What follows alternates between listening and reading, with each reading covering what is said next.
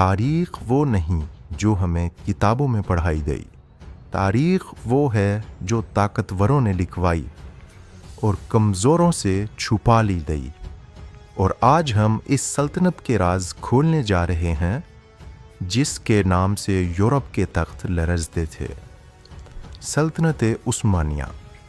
یہ صرف ایک سلطنت نہیں تھی، یہ ایک نظام تھا، ایک نظریہ تھا اور 600 سال کی طاقت کی کہانی تھی۔ یہ سلطنت کسی محل سے شروع نہیں ہوئی تھی، یہ اناطولیہ کے میدانوں میں ایک خیمے سے اٹھی۔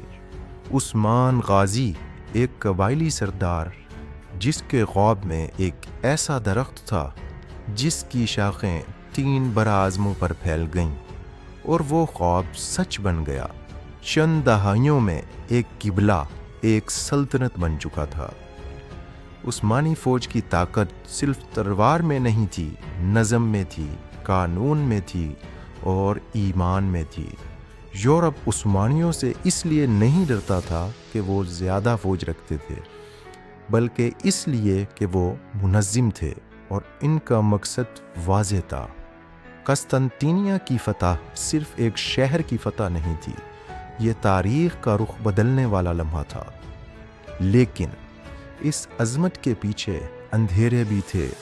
عثمانی دربار میں تخت کے لیے بھائی بھائی کو قتل کرتا تھا، شہزادے قید خانوں میں خاموشی سے ختم کیے جاتے تھے تاکہ سلطنت میں بغاوت نہ ہو۔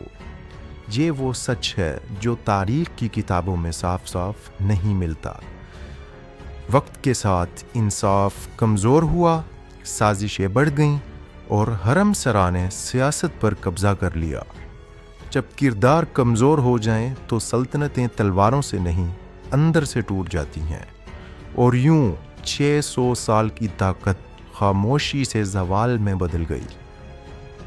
دوستو، سلطنت عثمانیہ ہمیں ایک سبق دیتی ہے، طاقت تلوار سے نہیں، نظام سے چلتی ہے، اور سلطنتیں دشمن سے نہیں، اپنی کمزوریوں سے گرتی ہیں۔